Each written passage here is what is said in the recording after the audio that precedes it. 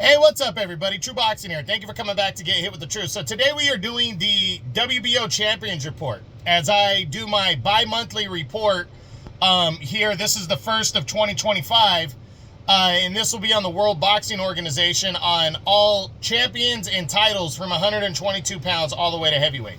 Now, before we get into that, if you could smash the like button, leave a comment, or subscribe to the channel, I really do appreciate any and all support that I can get as I continue to build my channel here.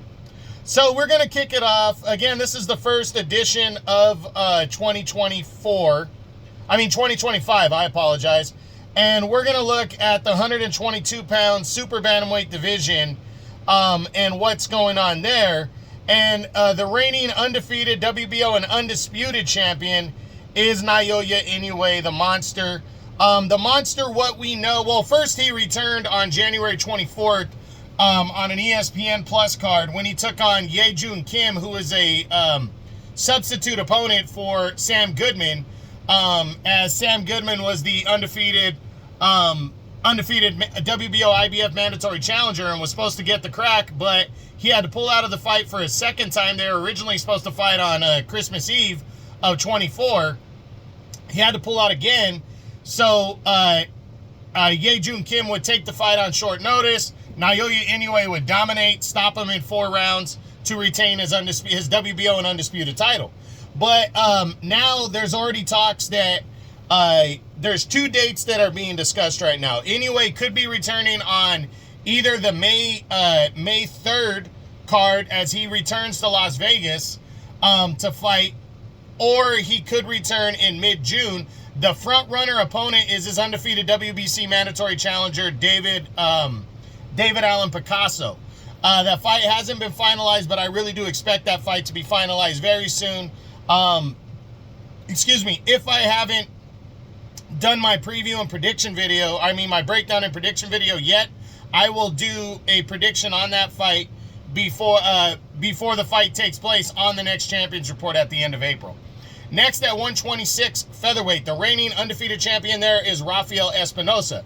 And as we know, that Espinosa was being rumored as a possible challenger for Emmanuel Navarrete at 130 pounds. But just recently I heard that Espinosa seems more interested in unifying belts here at 126.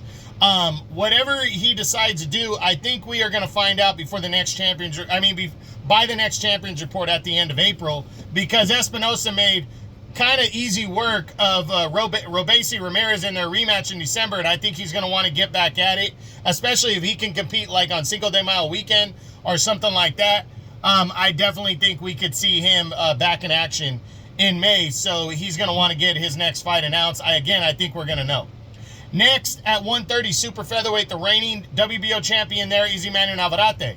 Again, we just mentioned Navarrete, Espinosa is a possible opponent, but we also know a unification bout with O'Shaquie Foster is on the table.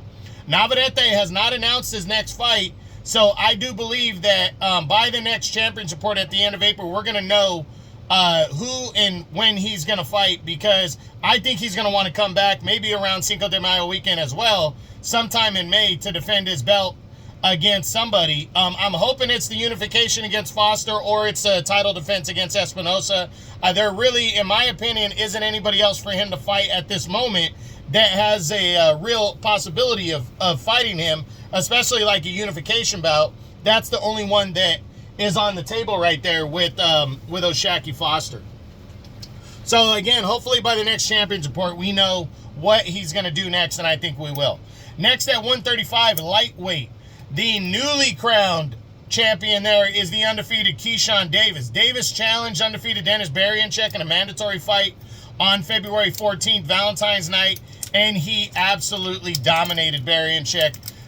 Stopped him with a 4th round knockout, body shot knockout. Impressive ass performance out of Keyshawn Davis. There really hasn't been anything concrete about what and when he's going to return, against who and when he's going to return. But I think he's probably going to have a quick turnaround. I wouldn't be surprised if we see him back in like June or something like that, May or June.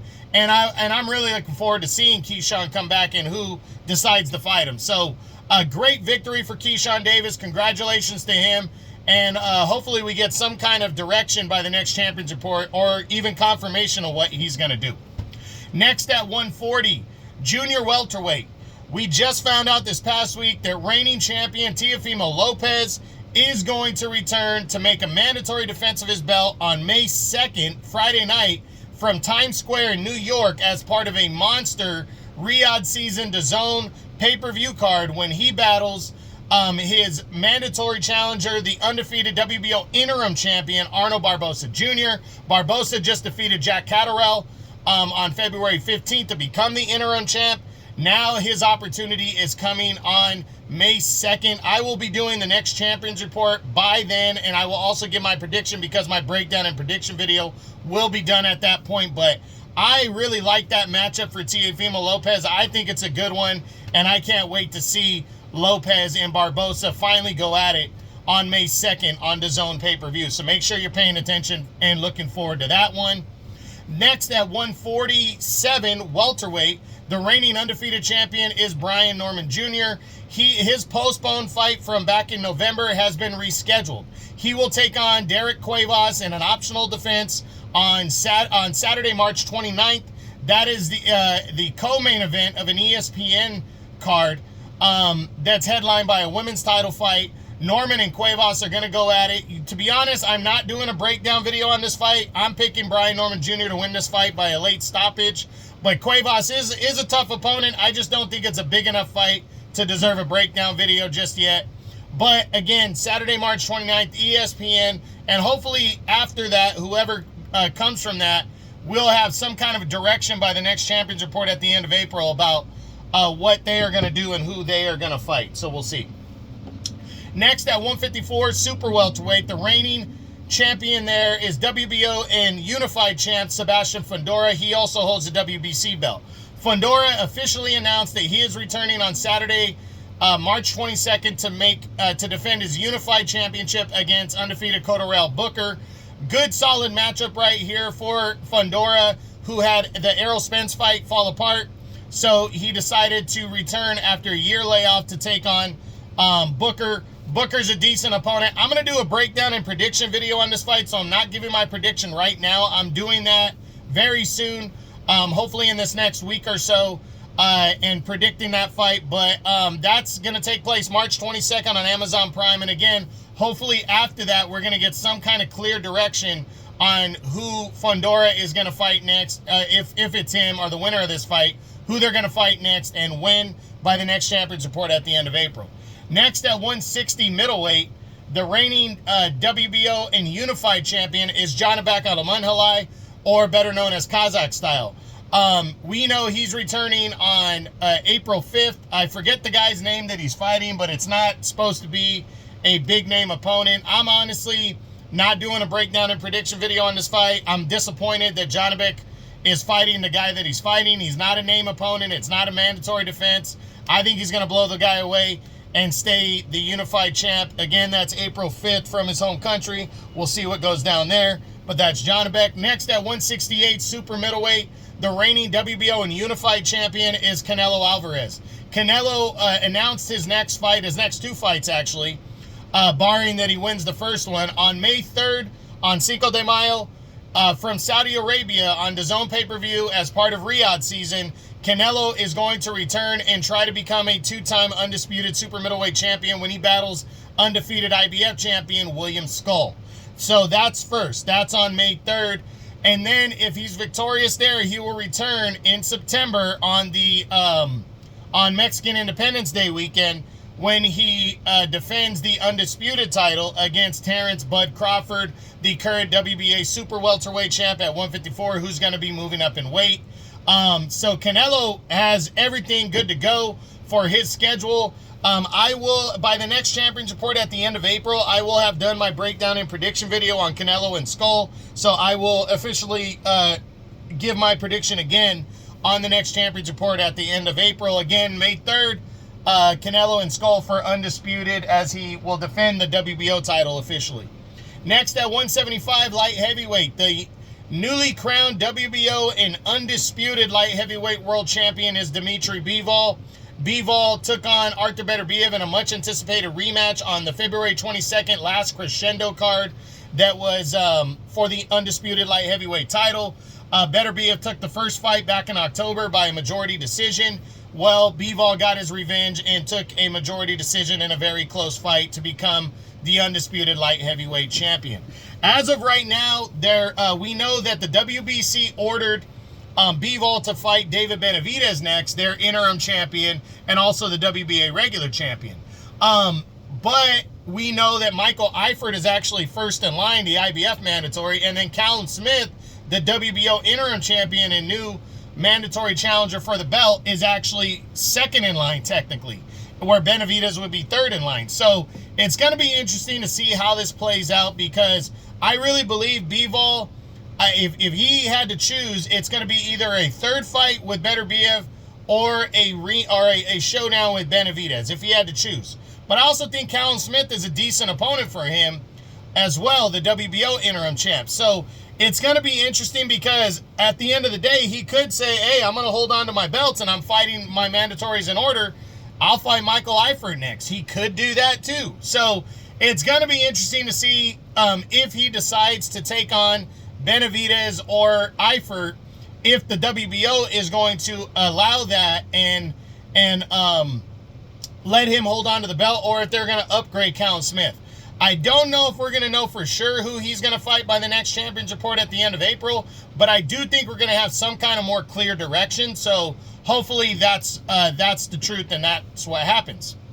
Next at cruiserweight, 200 pounds, the reigning WBO and unified champion there is Gilberto Ramirez. Ramirez also holds the WBA title at 200 pounds.